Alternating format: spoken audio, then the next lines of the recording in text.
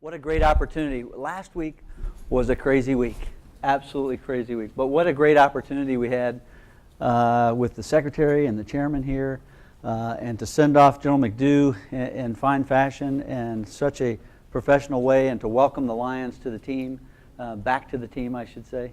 I told him in stand-up this morning, I was the only one in Class Bs, and I said since he's been gone, we changed the dress code to Tuesdays Class Bs, but people had me on auto-delete on the email already, so nobody was paying attention. But so glad that everybody's here. Really appreciate you being here. You know, we've had a great opportunity over the last year and a half that I've been here to just get some great guests on the TRANSCOM Show, and the whole idea behind the TRANSCOM Show is to share information throughout the entire enterprise, right? Where we can get questions from the audience, clarification, level the bubbles, and to ensure that we're all on the same page as we move forward with a lot of these major projects. So, for example, we've already had guests on to talk about Sprint to the Cloud. We've talked about big data. We've had some tech talks where we've had a chance to talk about the technical aspects of these types of things. Today we have the honor and pleasure of having Mr. Rick Marsh, who's the Deputy J54, but in this role, he's the TMS, leading the TMS charge for the entire command. And so, Rick, we really appreciate you being here, and welcome back. He just got back from Europe, so don't feel too sorry for him. So his sleep schedule's a little off, but I'm really happy that folks are joining us not only here in the crowd, but out in DCS land. So we'll have a chance to do a little question and answers at the very end. So I really encourage you to think about those types of questions you might have that we may not cover during our opening salvo. So Rick, have a seat. Glad you're here. Thanks, sir. Absolutely. Okay. How many new folks do we have in the audience? Raise your hands. This is your first TRANSCOM show. Great. So it's a pretty good. Yeah, thanks, Rick. Appreciate it. So we've got a lot of new people in the audience, and some folks that just don't know, may not have had an opportunity to meet you. And so if you can give us a little bit about your background and how'd you get here at TRANSCOM? Sure. So I'm is this on? Anyway, small enough group. So I'm a career civilian. So I started working for the Army as a transportation intern right out of college. I worked for STDC for about 11 years, spent about 3 years on the Army staff, and then came here about 10 months ago. So I spent my career booking transportation, tracking cargo, fighting TRANSCOM on TWICF rates, all of the things that the TMS will help us get after. So it's kind of the Super Bowl for my career, being able to do this. Well, it's actually a Super Bowl for us too, for having you here, because one of the rare opportunities to have an SES on the staff here that has that kind of continuity, and so it's we've got all these folks that are new, and even folks that have been here for a little while that may not understand what a transportation management system is and what it does for us. So if you can get us a pretty good idea of what this initiative of TMS is all about. So I think one of the hallmarks of the defense transportation system is the absolutely disjointed way we plan, order, ship, track, and pay for transportation, right? So our count, there's about 120 systems. There's probably more than that. None of them are integrated, which means we don't have an enterprise view of anything, right? Requirements, capacity, cost. So why are we doing this? Because the status quo is absolutely insane. There's nothing good about our current array of systems. We see TMS as a better way. It's we're looking at a commercial off-the-shelf capability now that is in use by industry every day. It'll require huge change for us to us changing our organization, our processes. It's going to require huge change, but we think it's necessary to posture us to be able to do the things that General Alliance expects us to do on deploying, sustaining the joint force. So it started off as a TRANSCOM initiative. A lot of the folks here, TMS team, raise your hand. I mean, there's a lot of people in the room that have been working on this for a lot of years. I mean, literally years to get to this point. Yeah, it's. How many years have you guys been working on this? Rotoconops 2006, right? On and off since then, but yeah. It really started to take off in about 2013. So it's not a new effort, right? TRANSCOM's been working on this for a while. Within the last year, OSD made this an imperative. So while we wanted to do this, OSD has told the department we're going to do this. So that's where we are now. And that's why it's critical that this group, that the components, the services, our customers understand what we're doing. Because the last group that we need doing this is a small team at TRANSCOM headquarters trying to sort this out ourselves. So that's what we're doing. Roger that. And it takes leadership from the top. Obviously, I think because OSD has made it mandatory that we get after this, that was from a little bit of prodding, I would say, probably from this end, to help encourage and getting that momentum going forward. So I think it's fantastic, and it's great to have the senior leaders leading that effort. So sounds like TMS is in line with the National Defense Strategies Plan to reform and innovate DoD. I mean, I think one roundtable I sat in not too terribly long after I got here, we had an industry expert sitting in the audience that said, I can't believe you people do what you do in this industry without a TMS. So yeah, so I think comments on that? from a reform perspective, absolutely. I mentioned all the systems we use. So TRANSCOM spends about $400 million a year on our IT bill. So it's a great opportunity to trim our current portfolio and get some of that money back to the services for them to use on their priorities. I think it also gets us off the train of service and mode specific systems that are so tailored, that are so customized, that just don't evolve, that we can't keep up. Mm-hmm. So I think from a reform perspective, but it's way more than that. From a financial perspective, this is a great enabler of the department's audit readiness goals. A TMS won't make us audit ready, but I don't see how the department can be auditable without a TMS. I think Pete's team has been looking at this, looking at the gaps. The system alone should cover about to be auditable, and then the rest, internal controls and processes that we put in place. From a data perspective, right now we're trying to do, you hear all the buzzwords about big data and machine learning and AI. So right now we've got all these systems that are capturing part of the transportation enterprise. We don't have much visibility on what's happening within the GCCs. So if we can get everyone on a standard platform, have a much cleaner, more complete data set to let the JD Pack and others do all of the great things that they want to do with our data. But really, I mean, for us, this is about, and for General Alliance, it's about operations.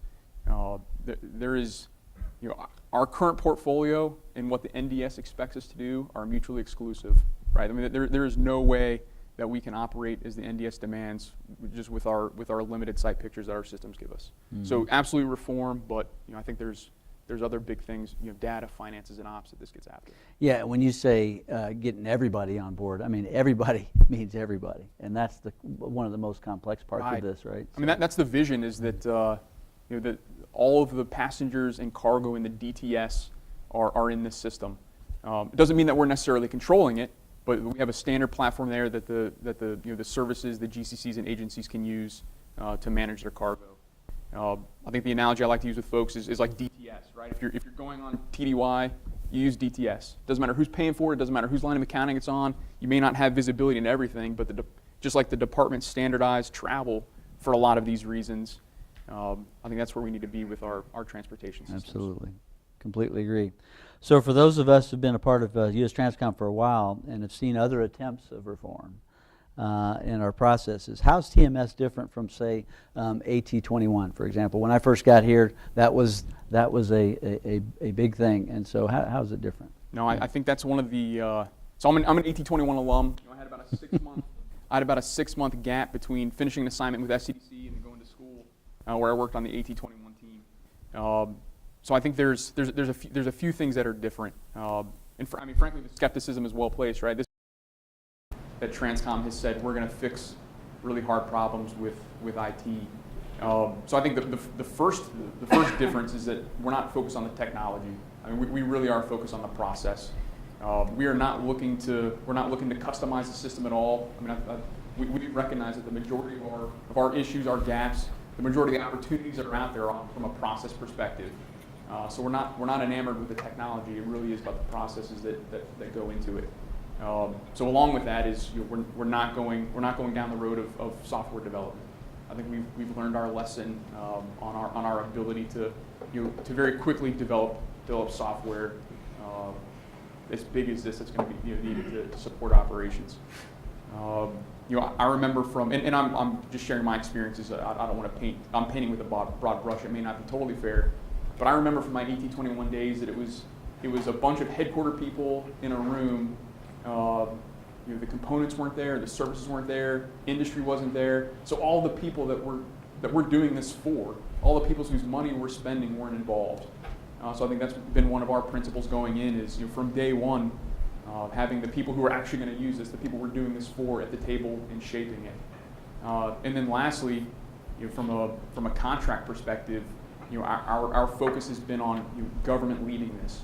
I remember again being in my experiences being in AT21 rooms where we spent a lot of time capturing requirements in contract documents and then turning it over to contractors, and then they would report back to us on where they were instead of all of the government folks, civilian military who have lived the dream of ordering cargo track, running the DTS as passive observers. Mm-hmm. So I think that's the big difference for me. And then we're going to move cargo in 250 days. So I know there were some aspects of AT21 that came to fruition, but Gary Herman and Cash and Pete, the rest of AT21. And the component in 250 days, the components are going to move cargo. So we're actually doing stuff. Absolutely. And it's absolutely critical that we have those stakeholders all involved in the process. So I'm on the record saying the last people that should be managing, building a TMS for the enterprise, it shouldn't be headquarters staff, right? And we've got to have the components and the services at the table to build it. Absolutely. We're doing it for them. Absolutely.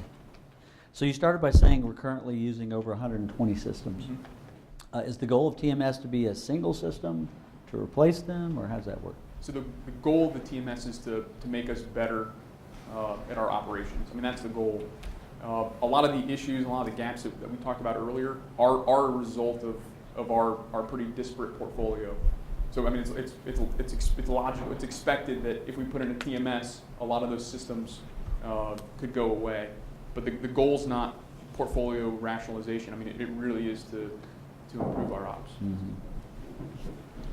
So let's talk about the prototype a little bit. The train has left the station. We are moving out. And so what's the plan? What's the current plan? So we are 6 months into a 24-month prototyping effort. We've got it separated into 4 phases. You may have heard us talk about 1.1, 1.2, 1.3, 1.4. It's just how we've broken up our timeline. We're currently in 1.1, where we're just getting our arms around data, where we're building interfaces to all the existing systems, so that in November we can see that data flowing through the system.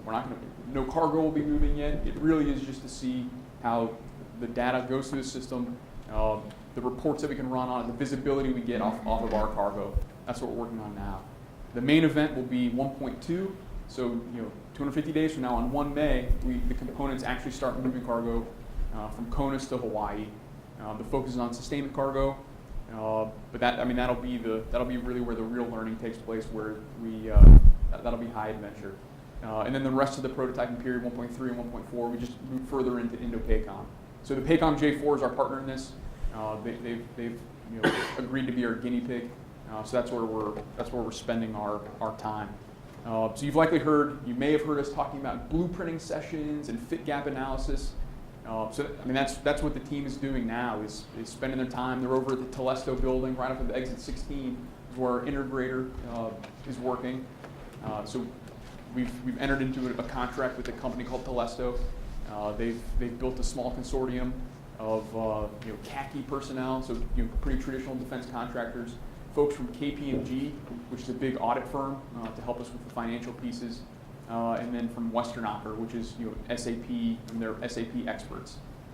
So we've got a team of folks, not only the TRANSCOM team and the components, but the services, just going block by block in excruciating detail with the TMS to figure out where our processes fit, where they don't fit, and then identifying the changes that we'll have to make to be able to use the TMS. I think we know the technology works, right? All these other companies are using it. We know the technology works. I think what we're really getting after in those sessions is how much we're willing to change to adopt it. So we'll spend the next 2 years doing that. Again, moving cargo beginning in May, evaluating it. It's not going to go perfectly. We're going to learn a lot and make adjustments. And then concurrent with that is figuring out our since the department has already said, hey, we're gonna have an enterprise TMS, figuring out what our acquisition plan is going to be, how we're going to buy it, what exactly we're going to buy, who we contract with, whether it's with an integrator or one of the providers themselves. So the acquisition team has a huge plan this as well as figuring out what the next steps are.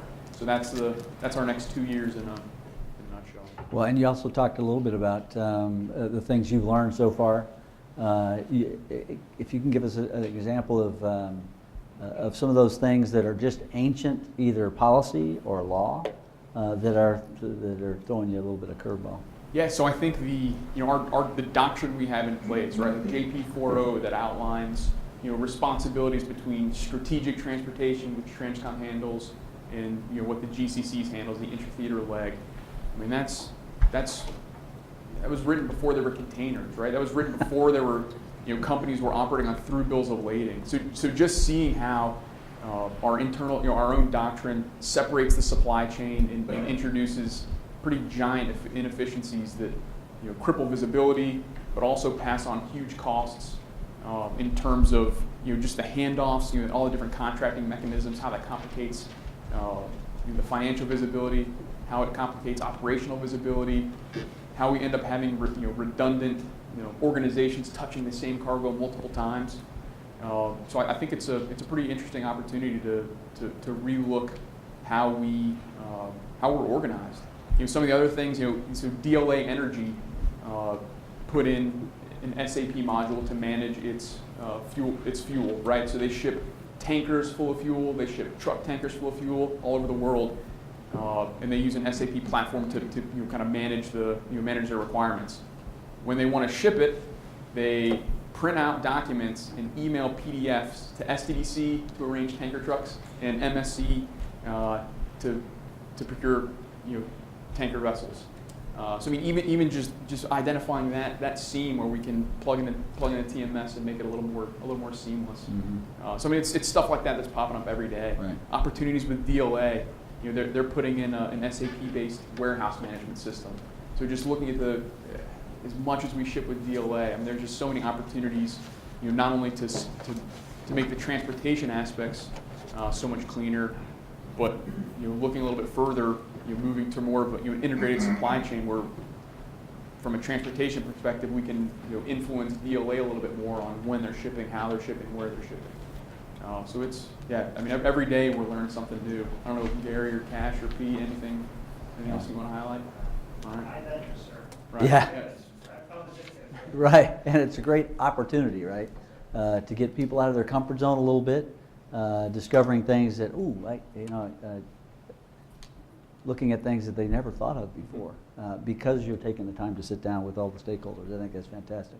So what are the challenges your team faces as they work to move TRANSCOM and eventually the JDDE to TMS? What are some of those biggest rocks? So I think one is there's a tendency for folks to bin this as something like, that's just a finance thing, or it's just a data thing, or it's just ops. I mean, we can make a lot of progress on a lot of different fronts, and it's not an or proposition. And so I think just getting folks out of that mindset that it's not going to do everything, or it's only this one thing. That is certainly a big one. I think a second one is trusting the process. I talked about the blueprinting, how we're going block by block.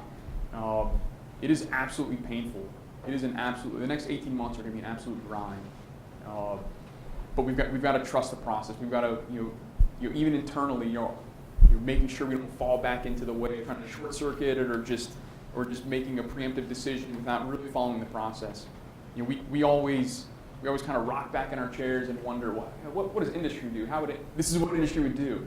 So I think we've got to stick to the script and just trust that the people we brought on board, the professionals, know how to do this and stick to it. I fought it when they told me before I was really active, formally involved in the TMS program. They told me it was going to be a year before we moved cargo, that we were going to spend 6 months just getting visibility of it, and I thought it was absolutely absurd. Like, I was pissed off; it just didn't make any sense. So here TRANSCOM goes again. But once I sat through it and participated and saw how detailed this is, how much goes into it, it makes total sense. So I mean, I fought it. I know everyone who goes to it will probably fight it at some point. but I think getting folks to trust the process is pretty critical. You mentioned AT21. I mean, there's healthy skepticism out there. So I think there's, I've talked to a lot of folks who have just dismissed it already. So I think, if you're, so they'll dismiss it, and I'll ask them, like, how many times have you been out to Telesto? What do you think? Well, I haven't been out there yet. Okay. So, approach it with an open mind. If you get out there and you totally understand everything, and you understand how it all fits together or doesn't fit together, and then you dismiss it, that's perfect. But if you get out there and understand how everything fits together, you need to be on our team, because we don't yet. So I would just really ask folks to keep an open mind moving forward. And the last piece is just willingness to change. I mean, this is going to screw with people's jobs, right? I mean, the way they know their jobs. It's going to screw with when we get to the future. It's going to disrupt with what people have known to date. We have people whose professional identities are associated with the systems they started 10 years ago, with the processes they put in place. And this is going to disrupt that. So I think we need to be mindful of that, and just show people how it can be beneficial to the organization versus a threat. Yeah, I think with these revolutionary changes in the way we do business, and we've already seen it with Sprint to the Cloud, for example, or big data, where we are retraining folks who came into this organization thinking they were going to do a specific job, and now we are going to invest in our people to ensure that those willing are going to be retrained to get after the most current thing that we're doing. And I said, and you're right, that change is hard, but change is coming, and we need to get on. We need to get on with it. It's an exciting time. It is exciting. I think about my booking days. I used to be an OCA chief, so I was in Rotterdam, like booking cargo for Europe and Africa. And just thinking about how much time I spent and my team spent just in IBIS booking cargo instead of really thinking about how we're going to support the operation. So I think that's what I'm excited about, this change. Getting people out of the kind of the doldrums of just data entry and managing cumbersome systems, and instead having them spend their time on transportation planning and how we can improve our processes. Right. So I think that's where it's going to be disruptive, but it should be awesome. Absolutely.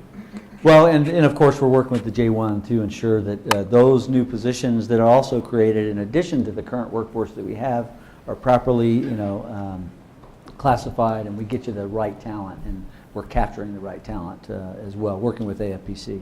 So exciting times. So if there are folks that are interested in being part of the team, how do they become a part of the team? No, you're on the team, right? Whether you know it or not, I mean, this is a command effort. I mean, it's going to take everybody. You mentioned the J1. Just thinking through the future of the organization and what we need. The J2 team is in here helping us understand the threats associated with moving to this kind of a system. The J3 on what are the requirements. The 6 has a huge play in this from our network security and the network design in the cloud. We talk about AQ and figuring out the contracting piece. Our components who are actually going to use this. Mm-hmm.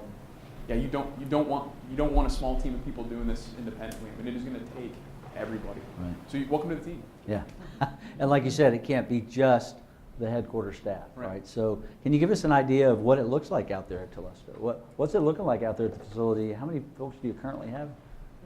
I mean, depending on the blueprinting session, we'll have upwards of 80 or 90 folks out there. I think they're online watching now. Yeah. So Carved out an hour. Yeah. So during the blueprinting sessions, where when the population spikes up, where we have 80, 90 folks from from across the enterprise. I mean, literally debating. All right, how's Fort Bragg? There's 14 variations of Fort Bragg. Which one are we going to choose? I mean, it is ridiculously detailed, the stuff they're getting into. But I mean, so it ranges from that really just in the weeds, just painful conversation, critical but painful conversation, all the way up to what is the future of TRANSCOM? What is the future of the JDDE? I mean, it's wide-ranging discussions, but they're grinding every day. Whether it's on looking at technical solutions, looking at process solutions, trying to figure out how we're going to integrate industry into this, getting the components. Again, the users of this, the folks that are actually moving cargo, getting the components on board to shape what this looks like. Mm-hmm. So they're bending metal. It's exciting. Well, and I've heard every one of the component commanders when we give our you and the team give the TMS updates, say to the boss, we're all in. So far, everybody's on board, which I think is really, really exciting. But it's very complex. What do you do? Do you get to sleep at all? Do you, I know you've got 2 young kids, and now this, and your deputy J54 job. Any sleep in your future? Oh, sir, it's tons of time. That's all. I have so much time. I don't know what to do with it all, sir. Well, we're working on trying to help Yeah. you out. That's for sure. No, but go back to what's it like out there. I mean, I would this is a standing invitation to come out and see what it's like. I think we're trying to make connections on who we think needs to be out there and who can help. But I think we get surprised on we just had folks from 3 reservists from MSC plug in, and one of them had change management experience with GE, right? So I mean, just think everybody's got something to bring to the table. So if you have time, again, it's right. Exit 16, come out, see one of us. We'll get you out there. See where you can plug in. What keeps you up at night? What do you think that kind of scares you about this whole process, other than the fact that there's so many stakeholders, that you've got to get on board? Yeah. So I think the biggest one is that we're going to let our internal hangups, whether it's resistance to change or just skepticism. We've seen this before. I think we're going to organizationally we'll let that get in the way. And not see this for the opportunity that it is. I mean, this is a once-in-a-career opportunity that you've got General McDew and now General Lyons, who've dedicated all this time, resources to be able to do this. And I worry that we'll lose sight of that. I worry that we'll see it more as a disruptor and as just something else that we got to do instead of an opportunity to really change for the better. Not only our day-to-day lives, how we do things, but also to change the services that we're providing to the GCCs and services. That's my big fear. Well, I kind of equate that to me using my iPhone 4 and my son using, my 12-year-old being way out there in front. Sure, does my iPhone 4 work for me? Right. Absolutely, it does, right? But what's it going to do for me in 5, 10 years when everybody else is leaping miles ahead? And this is how I see we've got to get after TMS as well, is to keep the gas pedal pressed down, keep the leadership informed and supporting it. And with your leadership, I know that we're going to make it happen. And we're gonna mess stuff up. I mean, that's why we need people there, is because we the team that's there. I mean, as good as these guys are, we don't know how every facet of the JDD operates. So my other fear is that the beauty of being off at that facility is that you can dig into stuff, spend time, you're kind of away from the hustle here, and really focus on one thing. But the danger in that is it becomes TMS is just something those dudes at the TMS building can do, which we can't do. We can't let that happen. We need the command's expertise to help us. You bet. Well, as soon as we can get a break in General Lyon's schedule, as you might imagine, it's pretty full right now, but we're going to try to definitely get him out there so he can see firsthand the progress that's being made. So I think that's pretty exciting. So let's, we got a little time to take some questions from the audience or out in DCS land. Any questions? Who can beat Lou to a question? Who can beat Lou to a question? Oh, we got one over here too. Yeah. Yes, Commander Teeter. Let the lieutenant camp manager go first. Scott, go ahead, Sean. Good morning, sir. Lieutenant. You're good. Morning, sir. Lieutenant Commander Teeter, J4LS. Understanding that transitioning from 120 some systems to one system obviously does great things in terms of our visibility and our capability. However, it seems to me like it would have the unfortunate side effect of concentrating risk in a contested cyber environment. And I was wondering what sort of efforts are being made to mitigate that kind of risk. Yeah, so it is a yes. So to clarify, we're not looking at a single system, primary system, but you're absolutely right. I mean, we are looking to put a lot of eggs in one commercially prepared basket. So we spend a lot of time with our friends from the two to understand what that looks like, and making sure we have support from OSD to help us understand whatever threats are out there, but whatever opportunities are out there also. So in an unclassed environment, I'll leave it at that. Fair? All right? All right? But no, you are, yes, you're spot on. And that's an example of why we need experts from each of the directorates and the components to be involved in the process, so that we've got this aha moments, right, where people may bring up things. They've already thought of what you're talking about. They've been thinking about that. But there may be things that get brought up in conversation that was the, oh my gosh, you're exactly right. So we're going to get probably a percentage, not 100% solution initially, but it's certainly going to give us well on the way to be there, and then we continue to tweak the process. Lou? Yes, sir. And Sean, what you don't realize is, Mr. Morris says, if anybody need a question, you get the rest of the day off, so. Congratulations. So, your exact words were, vision was all packs and cargo in a DTS. Okay, to me that means at least through POD. So my question is, will there be a TMS-like solution that's going to worry about how we move stuff from POD to point of effect? No, so from a doctrine perspective, we're looking at point of need. So not point of employment, point of need. I don't think we'll get to that last tactical mile. But no, this is our vision is that the same platform that we're using to move cargo intra-theater or inter-theater is the exact same system that the GCCs will adopt, standard platform across the GCs for the inland leg. So yes, does that make sense?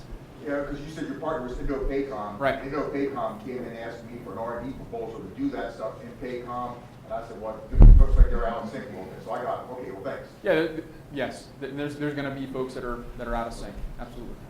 Sure. Yeah. Morning, sir. Mike Kruppe from J4L. How do you, All the 5-4 guys are quiet in staff meetings. sir, how do you Morning, see Mike. the morning, sir? How do you see the whole of government efforts and small packages and freight and those kind of ideas blending in with the TMS? No, I mean I think the vision is there, right? I mean all passenger cargo. So right now our the small package domestic freight we're capturing in GFM. Freight in Europe, we don't see it all.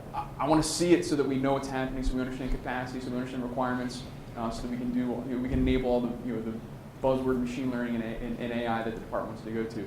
Same thing with the small package perspective. I mean, it's almost like an afterthought now. I mean, it's not captured in our forecasts. We don't have clear visibility on it. So I think we need to bring that stuff in so that the command has full visibility on what we're moving, who we're moving it for, understanding our spend, all of those things. So, I mean, the goal is to get that visibility. Other questions? Come on. 5-4. Sir, good morning. Mr. Hill? Scott Hill, J5I. You implied a lot of DOTMO PFP type changes Yep. that are coming down the pike or necessary. What do you see as the most significant impact or effect for Commander TRANSCOM in his new role as the Joint Deployment and Distribution Coordinator?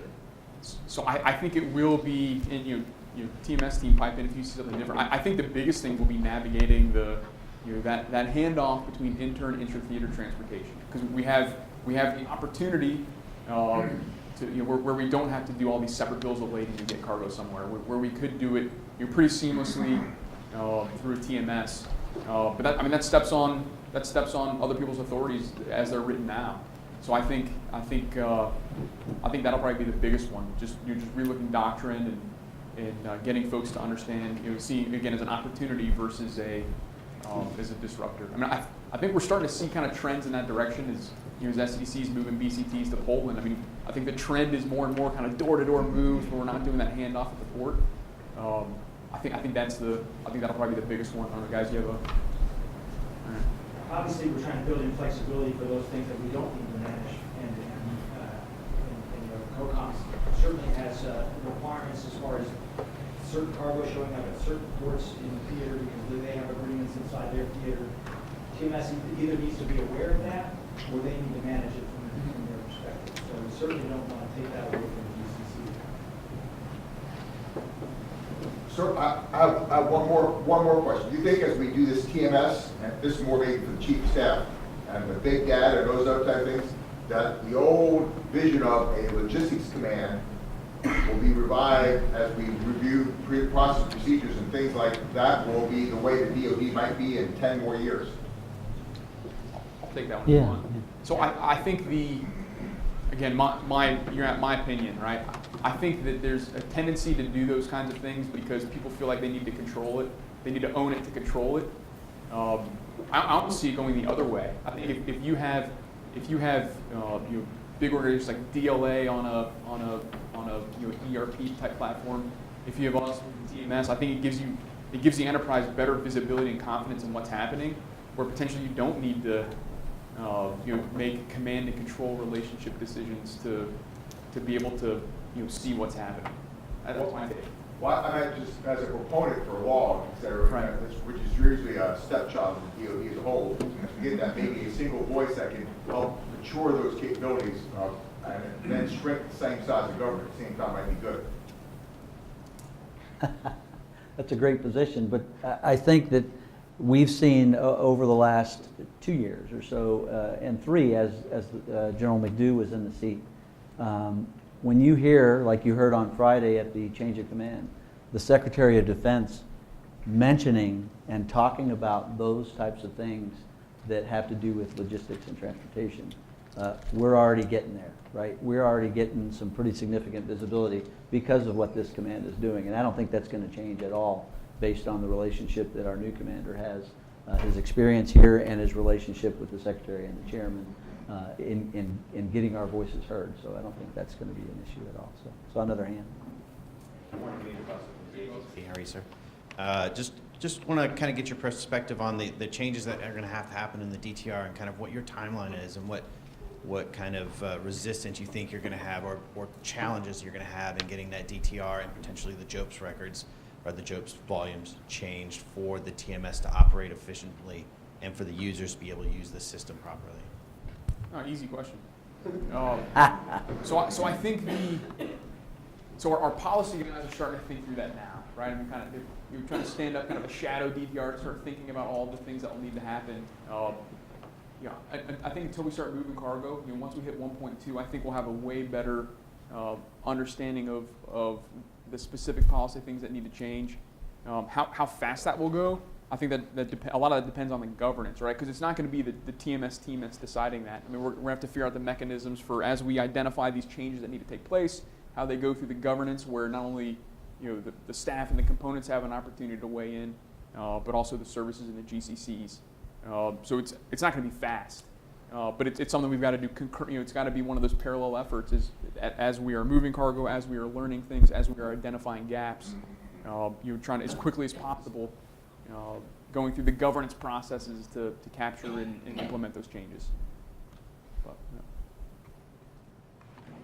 Hey, Rick, Chuck Frazier with MSC. Yeah, go ahead and give him if you give him the mic. There you go. Chuck Frazier with MSC. So kind of a tag on to that question, JOPS. So, where is your partnership, or is there going to be a clash of the titans here, with the redundant processes or visibility that may occur between those two systems, and how is that going to layer in the whole effort? Yeah, no, that's a good question. So that the department's working on revamping JOPS now, right? I mean, they're looking at what is the follow-on JOPS. So we've had the team is plugged into that discussion, making sure that the joint staff is aware of what we're doing, so that efforts are complementary. I really see it the same way our systems are set up now, where JOPS is one of the places we catch a requirement. So we need to be postured to catch requirements from JOPS, but as far as duplicating capability, I don't really see much there. So we've got a question from DCS Land. It says, is it a tracker, a booker, or both? Do you foresee limits of TMS? Looks like a perfect fit for steady state. But will organic lift and commercial movements fit into TMS? And then how does surge fit into TMS? Yeah, good. No, I like that. I don't have to keep track. This is awesome. So a tracker, a booker, or both? Yes. It will be a platform. So the way a TMS works, right, is that it works. The principles of what kind of our current systems do now, where it captures the current schedules that are in place, so the available capacity, the business rules associated with that. our contract and TWIC of rates, which all our systems don't currently do that. But you build your network into it, your locations where you're shipping cargo from and to, and then it's a big gunculator, right? So it takes, once you've built your network, once you've overlaid your schedules and your costs and your contracts and all that stuff into the system, then it'll do the optimization for you. So right now, where we, if it's going on a truck in CONUS, it goes to GFM. If it's going, we have all these mode and service and source specific systems. This is an opportunity to do this in one place. So is it a booker? Yes. It'll be a place where we can order transportation, not mode specific when we order the requirement or when the requirement is entered, but entering a requirement and then looking across the capacity and available schedules, seeing what the best fit is. Is it a tracker? Yes.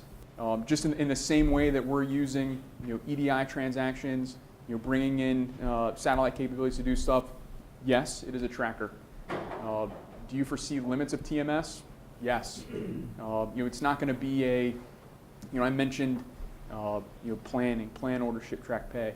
I think it'll be transactional planning.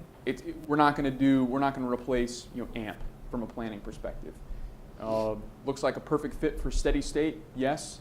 The limits on, threats to it. If you're required to be connected, and if you lose connectivity, what could thinking through there's certainly some what if drills there on how we would respond if we didn't have access to our system, which is a lot of ways the same threats now.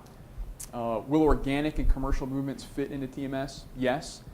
So this is where having the components involved and is so critical, making sure that we have MSC ship schedules in to understand their schedules and their port calls so that you can match requirements to it. Same thing on the understanding the channel schedules that are uploaded so we can understand those movements. How does surge fit into TMS? Like the same way it fits into our current systems. It's understanding the capabilities that are out there, and then understanding the requirement that goes into it, and then looking for the match. So I do anticipate that as I'm talking about it, I think hopefully I'm not giving the perspective that the system will do absolutely everything. There will be operators at the helm, building the business rules on how we do things. Will we have sustainment cargo flowing kind of like we do now with direct booking or auto booking in IBIS? Yes. Do I envision that we will auto book and auto move unit moves and deployments? No. So there will be level of control, just as the operators do now with the TMS. Great question. I appreciate the question from outside. Other questions? Major Crosby. Sir, Major Crosby. Good morning. Shay 5. You mentioned some of the systems that may have redundancies in them across the portfolio. Yep. At what point will there be some sort of review or portfolio analysis, not the justification or rationalization you discussed, but at what point will there be a portfolio review where you look at those discrete systems that are redundant within the current portfolio and develop a plan to sunset them and transition fully to TMS?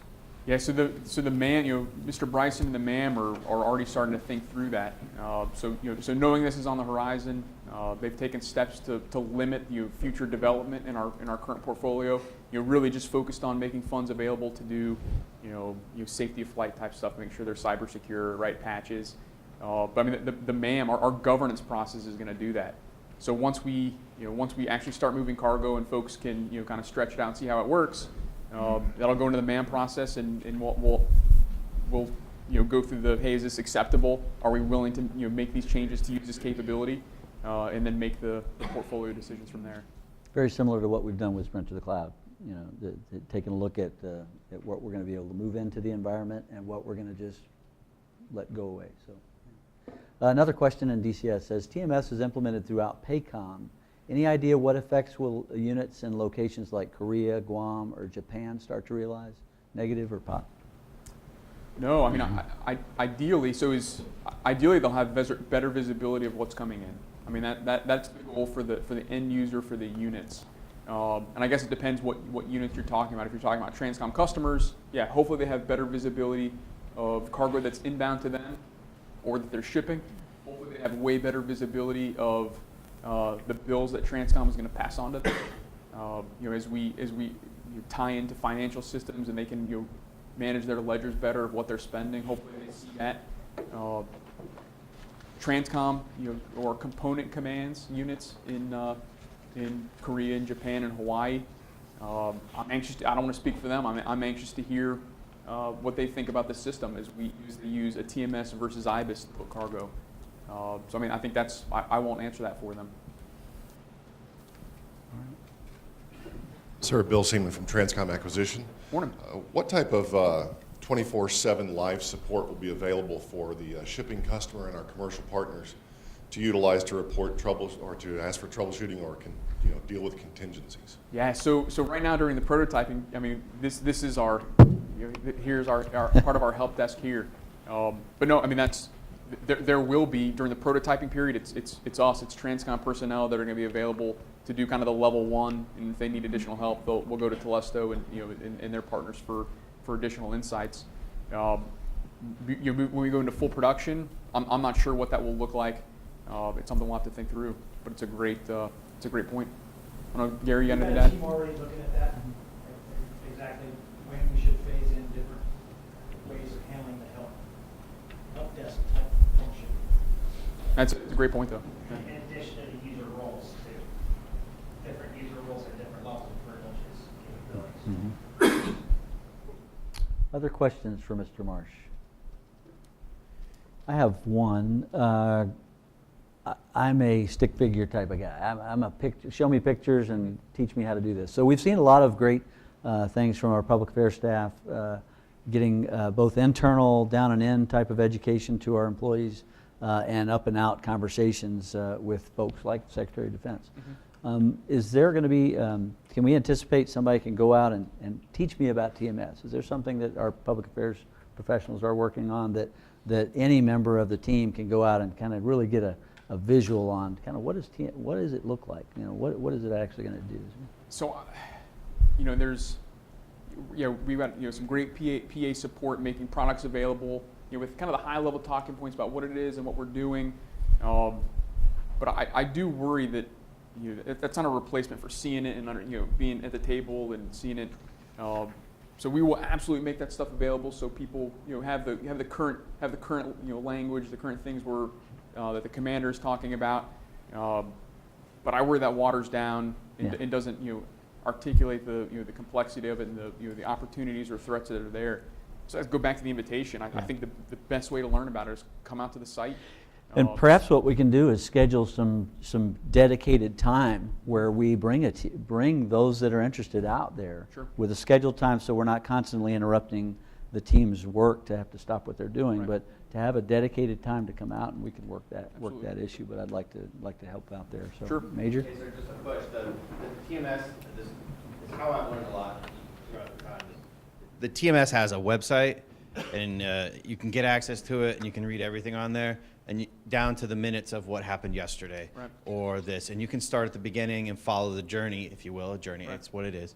You can follow the journey to the where they are at this very point, and you can continue to look forward from a big picture and from a very detailed picture of what's coming out in the future. So if you haven't been on the website, I would encourage everyone to go on that, and we can, I guess you guys can send that out, or we can push that through PA. It's linked off the TRANSCOM website. Yeah, and it's fantastic if you haven't been there. That's just a push, but good call, Major Boss. useful and really That's good. helpful. All right. Hey, thanks a lot.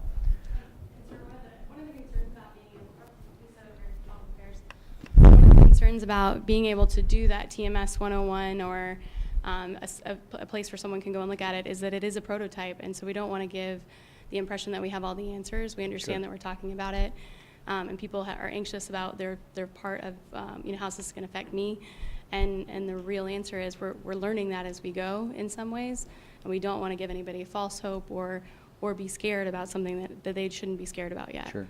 Okay. Thank you. In the days of YouTube video, though, if we have little videos and short, people, that's one of the more effective ways to communicate stuff that you have on your little website. Yeah, and I think that is in their strategic comm plan to eventually get to that type of education. So, yeah, thanks.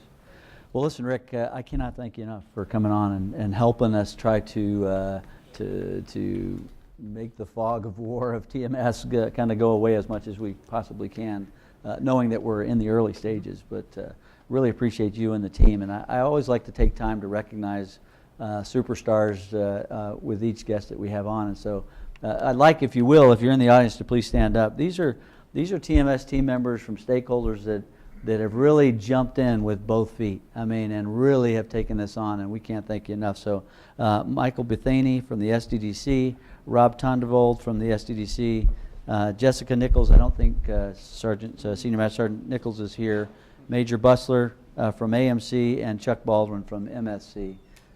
These teammates have really stepped out on behalf of their components and joining the team. And so if you don't mind coming up here, I got real quick. Sure, I don't know if Colonel Ray took her name off the list when she was helping us do this, but Colonel Ray from the JEC has been absolutely get up here. All right, come on, Colonel Ray. Absolutely awesome. And listen, I can't thank you enough. I mean, this is really important, groundbreaking stuff. So thanks a lot. Yeah, well done. Thanks, sir. Really appreciate it. Small token of my appreciation. Thanks a lot. You bet. Thanks a lot. Really appreciate it. Thank you, sir. Absolutely, my pleasure. So, all right, Colonel. Yeah, well done. Thanks a lot. Appreciate it.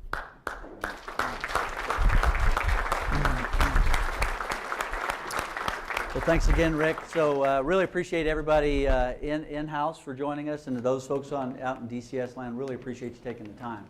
So look forward to, I'm going to try to get Joe Lyons on the schedule before too terribly long, get him a chance to get in and really get back up to speed on what we're doing here at TRANSCOM and what his vision is, his goals for us are. We'll try to get him on a show here before too terribly long. But please join us next month, where we're going to have a great opportunity to get, it's pretty rare to have, and really has never happened here at TRANSCOM, where we've had a 3-star equivalent SES on the staff. And so Mr. McMillan is going to join us next month, where he's going to talk a little bit about the civilian workforce and give a little bit of his experiences over time as he gets ready to sunset himself.